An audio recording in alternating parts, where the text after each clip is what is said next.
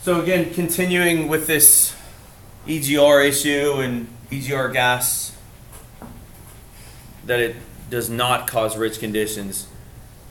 In this part of this video, and I'm going to show you the 10-minute segment here in a second.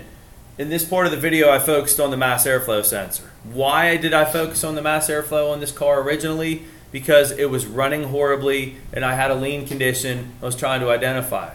And I knew a mass airflow, as we discussed already, dirty mass airflow, whatever, can cause lean conditions. I'm not sure the exact reason I went in this direction, but I want to point it out here because in the next segment, I'm going to be talking about it.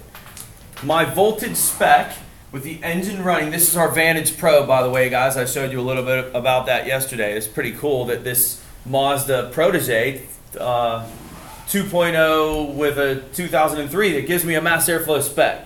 The car's idling, and what am I seeing? A 2.09 volt signal. What's the spec that it's giving me? It says about 1.88. So one of the things about this tool you need to understand is when you see an about spec, would you say that we're about 1.88 volts? I'm at 2.09, and if I'm using battery ground instead of sensor ground, that can skew my readings a little bit. If anything, we're a little bit high. So let me ask you this, and this is what I said in the video. Is this mass airflow voltage being a little bit high causing a lean condition? Now think about that before you answer. Is this mass airflow with a little bit higher voltage causing a lean condition? As voltage rises, that means airflow rises, and if airflow rises, the computer gives more fuel. So let me ask you again, with a higher voltage reading, would that cause the computer to take fuel away or add fuel? Add fuel. So would you agree with me that this is not our lean condition? If anything, it would be causing a little bit of a rich condition and negative trim numbers, not the other way around. That was kind of what we were doing in the video at this point. And then the next picture, what I showed was that same mass airflow at 2500 RPM and a new spec of 2.3 volts, and I had a hard time holding it at 2500. It was all over the place. My mass airflow, here's the point, looks good. If anything, it's a little bit on the high side, so it's not a mass airflow issue. All right, so at this point, what we need to do is, I think I made some mistakes in here, which is really my focus of redoing this with you guys. And it's only about 10 minutes where I'm describing what we've just been talking about. This isn't new stuff. I think I make an attempt at describing the mass airflow and its reading, and I think I did that wrong. So let's see what we got. All right, what I want to do with this little segment here is just to explain the mass airflow reading we had and maybe the fuel trim. I don't know if I could do the fuel trim, but I could explain the mass airflow, why we saw a higher than normal MAF reading at idle. This is a MAP engine. This is off of section 8 in my book, so you'll have to picture the mass airflow is going to sit up here.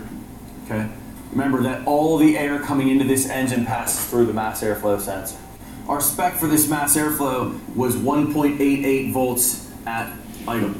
Okay, and we were reading like 2.06, and I believe yesterday we were reading as high as 2.1, 2.2. Okay, so we have a higher than normal mass airflow reading. That seems contradictory to me because of how rough the engine is, and that it was contradictory from a standpoint of fuel trim. I was looking at this maybe differently than I should have been. We see a higher number here, higher voltage, tells the computer more fuel, computer adds more fuel that it shouldn't be, we would have negative fuel trim numbers, not the case. So what's causing the higher voltage? If the EGR valve is stuck open, aren't we drawing exhaust gas in through here with the EGR open? We have exhaust gas flow. So this is going to make this engine run very poorly, and the computer has an idle air control device that's here that's going to keep this engine from stalling. And what happens is the idle air control device is opened up more to keep this engine from stalling. So do we have additional airflow through the idle air control valve to keep the engine idling? So in other words, computer has a 700 RPM desired idle. You open up this EGR all the time, we dump all this exhaust gas that shouldn't be there. This RPM is going to drop. The computer is going to open this passage to bring us back to 700 RPM. That's part of the program. Here's the point. Do we have additional airflow that we wouldn't normally have coming through the mass airflow sensor because the idle air control valve's opened up more?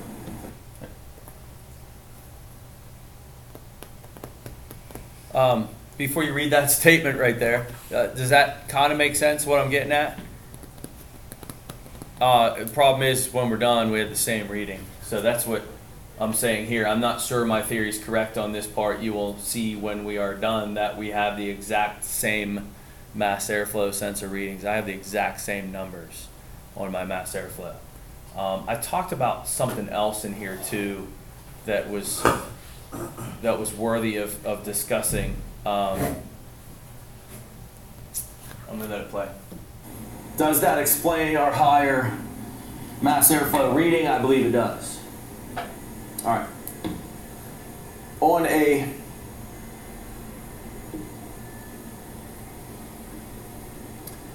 a map sensor engine, when you have an EGR that's stuck open, this is a map. Notice the mass airflow is missing now. On a map engine, this is your main input for fuel control, and why an engine with a stuck open EGR that's a map engine runs rich is because when we dump this exhaust gas into the intake, what are we doing to manifold pressure in here? We're increasing manifold pressure. When manifold pressure increases, an increase in manifold pressure would be a higher load condition. Look, high pressure would be computer adds more fuel. So the reason a stuck open EGR, in my experience in the past, has always been a rich condition has nothing to do with the EGR gases making the mixture rich. It has to do with the map sensor seeing additional load and the computer giving fuel based off the map sensor, and that's why I've always seen negative 30% on fuel trim numbers with stuck open EGR valves. I have learned about this recently, this EGR gas and the tomato sensor, and it's thrown everything out the window that I've already known about O2 sensors and EGR gas. And I wanted to have this one on film because I knew about it, but this is the first one I've seen. We did not see a rich condition, did we? Our mass airflow up here on this engine, we don't have this effect. We still have the manifold pressure that's going to be higher than normal from this gas, but there's no map sensor on this. And even if there was, sometimes we have both. The mass airflow is the critical input. Here's the point really with this whole video. Stuck open EGR on this Mazda was not a rich condition. It was a lean condition. I showed it to you. Positive 10%. O2 is moving back and forth. Pretty crazy. Something else I missed while we were doing this is we did a few other checks along the way and we were a little confused about where we were going. One of them was just the smell of the exhaust. The exhaust did not smell bad at all. We didn't have a hose on this car for a while and we forgot we didn't have a hose on it. That was how clean it smelled. Pretty amazing to me that how clean that was. Then one other one we did was a propane enrichment as we were feeling our way through this, seeing if it was a fuel issue. We added propane, car stalled out. You know, it wasn't, if it was a fuel problem, running lean, vacuum leak, we had propane, idle would have gotten higher and smooth, not the case, and you know, that moved us away from fuel. As far as a lean condition, why we do propane? Because we had positive percentage of fuel trim numbers. And that was before we did our vacuum test. As soon as we did the vacuum test, guys, we were right on track with something mechanical or, you know, in this case, stuck open EGR. So next up, we'll put the valve on it, get some after shots. I'll show you what the valve looks like too. All right, see, I thought I had some more info in there on describing the EGR gas. I guess I didn't, and maybe I still don't have it down until I really get comfortable with this whole idea of the oxygen sensor being a fuel sensor and not an oxygen sensor. You know, how do we justify dumping EGR gas into a cylinder and it running lean? That's what we saw. I'm not sure that I can do it. Maybe if you guys can ask me some questions that can maybe draw it out. You know, theory, what did you guys learn when you were in emission class about EGR gas and what it does to the mixture? I remember learning about EGR, and when we put EGR to a system, it cools the flame. That's its primary function is to reduce NOx emissions. That's what it does. And what we were always taught is the reason it does that is you're diluting the oxygen. You're displacing the oxygen, and it was always compared to, say, using a torch, which maybe is a bad analogy, where you know, if you want to cool the flame down on the torch, you remove oxygen or you turn the fuel up, or if you're cutting, you add a bunch of oxygen, so you know, it gets really hot. So the comparison seemed to fit well, that we, you know, if we have that cylinder at X throttle angle and we open up the EGR valve, we don't get as much oxygen in the cylinder, and that's untrue. And some study of flame front propagation, if that's the right word, and then combustion chamber design and all of that. Some physics involved are needed for this part, and I struggle with this part too. But apparently with the throttle plate still in the restricted position, that cylinder can fill more than what it is. Does that make sense? Follow me here for a second. If we're at idle, throttle plate's closed, what's keeping that thing from taking off is that throttle plate. We're restricting it. As that intake valve opens and that piston draws down, can it draw more than what it has? Yes. What's the throttle plate doing? Restricting it. You open the throttle part way, or let's keep it at that. We're at idle now and we open the EGR. Is it really displacing oxygen, or are we getting the same amount of oxygen in that cylinder? And I believe it's the same amount, given that that cylinder is just about empty anyway with the throttle plate closed. So what are we doing with that cylinder? We're putting in EGR gas at the same time we're putting oxygen in, and it did not make the mixture go rich. What did it do? It made the mixture go lean. I'm trying to remember what I've read about this in some of those threads on IATN with EGR, and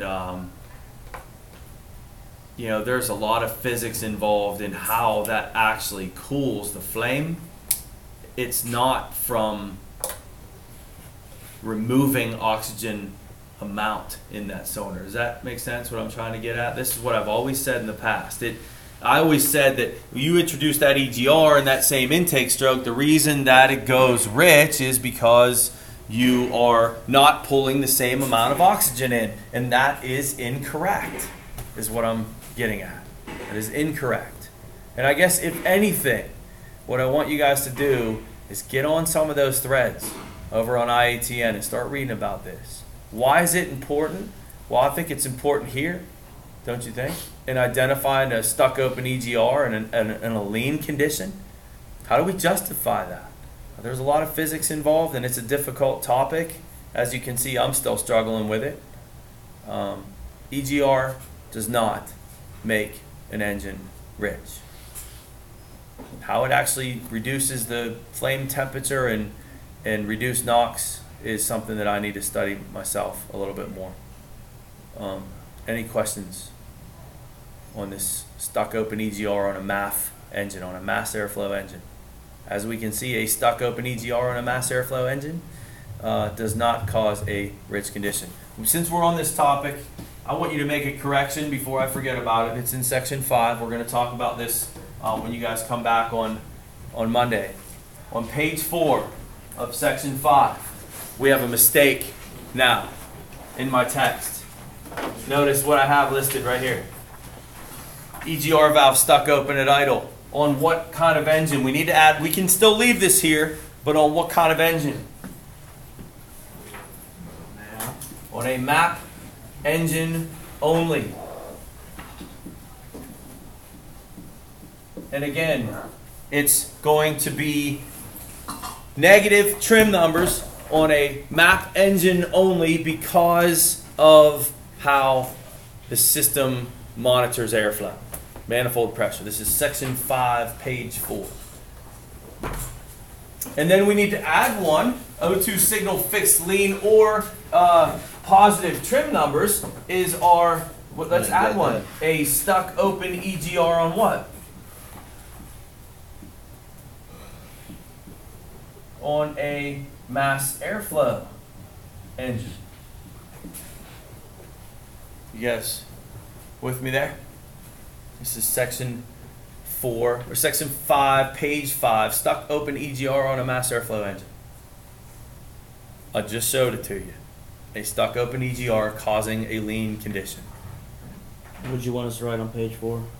Page 4 is just, we have stuck open EGR valve at idle. I wanted you to add on a map engine only. What's the name for a map engine? Speed density. Speed density engine.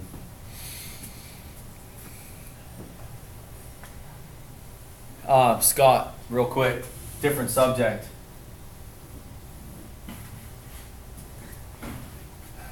Causes of what? Look, causes of rich exhaust or negative fuel trim numbers.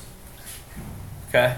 Just you know, we'll talk about that. We're going to use your car and your case study for your jump chain. Those pictures we took yesterday, we're going to touch on that here. But you're going through a list of stuff. This is someday you'll thank me for this list. But you're going through a list of possibilities here, and yeah, jump chain's one. But I think this is a pretty important piece here. I always thought an EGR would make it rich, and it does not. Can I guess here's the last part I'm struggling with this. Can I give you a reason why it made that engine run lean on the mass airflow engine? I guess that's what I'm struggling with. Maybe you guys can help me with that. Do you understand that the video we just watched, we had a stuck open EGR on a mass airflow engine that made it run lean? Why? Do you understand my struggle with that? Why did it make it run lean? Wait, are you saying a lean condition? It was a lean condition. Remember what we had on, look, this setup. Yeah, good question. Look what we have. Hold on, back up to this. What do we have in this picture? I have a 12% long-term fuel trim. The O2's been compensated for. Short-term looks great. You know, there's hash in that O2. Why is it lean? Is it maybe that it's misfiring? Is it possible? Well, what happens when we misfire? Do we burn all of our combustion chamber components? Do you think maybe we have leftover oxygen because we're putting the flame out? Can we use that? Is that what caused it to run lean? That it's really not a lean condition, it's more of a false lean from a misfire? This is actually a good lead into section 5 because some of this stuff we're going to be talking about on Monday, guys. Look, false lean, false lean, false lean. A misfire is a false lean condition. What do I mean by false lean? That means it's not really lean.